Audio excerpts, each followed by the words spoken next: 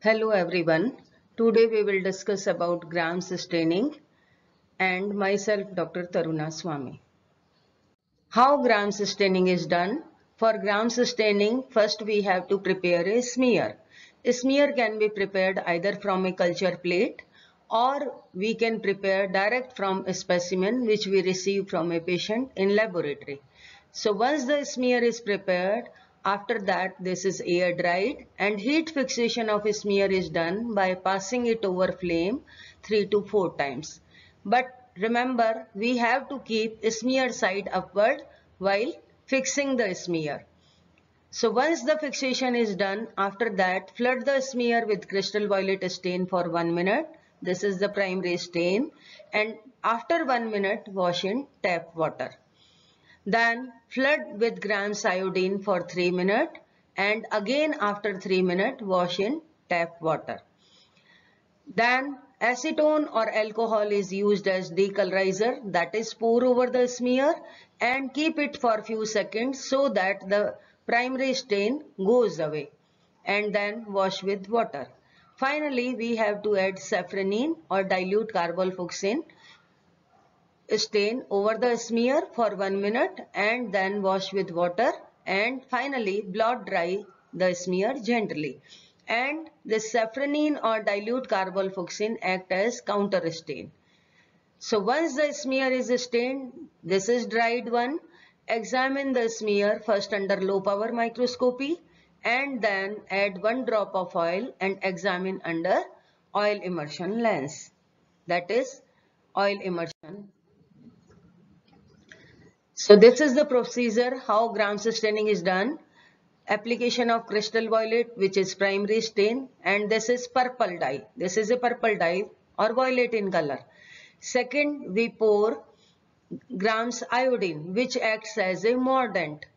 Then after that decolorization with alcohol or acetone is done so that the primary stain goes away. So some bacteria they loses the primary stain, whereas others they will not lose their primary stain after decolorization, and counter staining is done with safranin or dilute carbolfuchsin. So after staining, once the staining is over, the bacteria will look like this, either violet in color or pink in color, depending upon whether they retain the primary color or they take up the counter stain color. So this is the procedure for gram stain: fixation, crystal violet, iodine treatment, decolorization, counter stain. So once the procedure is over, violet color will have by gram positive bacteria and this counter stain color, that is pink color, will be retained by gram negative bacteria. Same you can see here, violet color. These are gram positive, and after gram sustaining, pink color will be taken up by gram negative bacteria. So this is the smear showing cocci and bacilli. Since cocci they are violet in color, so obviously they are gram positive cocci. Whereas bacilli they are rod shaped and they are of pink color, so they are gram negative bacilli. So you can see gram positive will take up the first stain, primary stain, and they retain the color of primary stain, hence they are violet. Whereas gram negative, they loses the primary color and they take up the final stain or counter stain color, hence they are pink in color. And cocci, they are always spherical, bacilli they are rod shaped. So you can see in contrast the cocci versus bacilli and gram positive versus gram negative. The various gram-positive cocci are staphylococci, streptococci, and pneumococci. All these are gram-positive cocci, but they differ only there in arrangement. In their arrangement, they differ only. And this picture is showing gram-positive cocci in groups, so they are staphylococci. These are gram-positive cocci in chain. You can see chain. In chain, 8 or more cocci they are in single line. These are chains. Gram-positive cocci in chain. So these are streptococci. These are gram-positive cocci in pair. along with pus cell. This smear has been prepared direct from sputum sample of a patient showing pus cells and gram-positive diplococci. So these are pneumococci. Pneumococci are gram-positive cocci in pair. They are diplococci.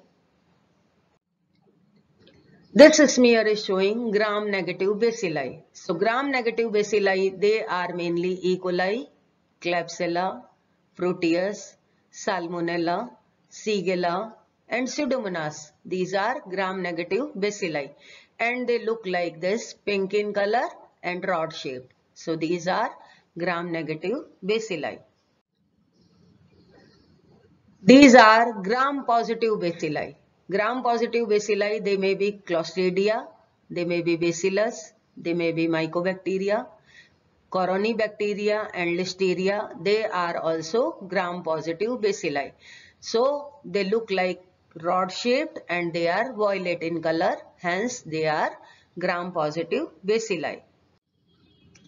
These are gram-positive branching bacteria.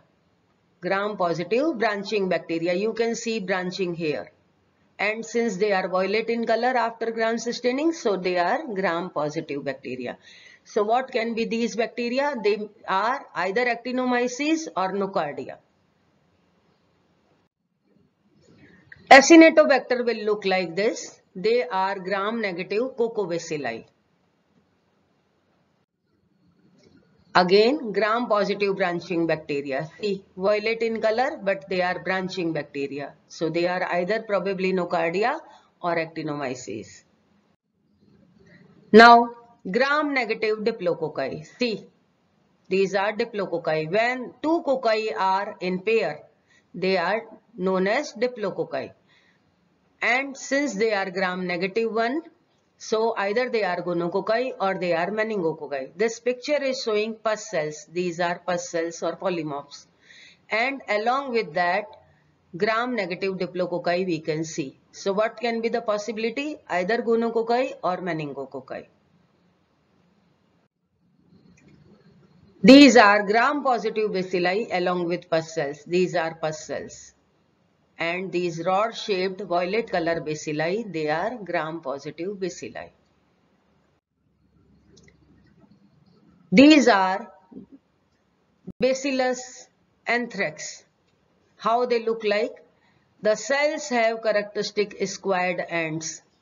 See the characteristic squared end, and endospore are ellipsoidal shaped. They are located centrally. So they have not taken up color. Endospore doesn't take gram staining color. Whereas these are gram-positive bacilli, so they are violet in color. So this characteristic picture is in favor of Bacillus anthrax. They look like this. Now, if we stain yeast like Candida, so on gram staining they are gram-positive budding yeast cell. And here we can see hyphae.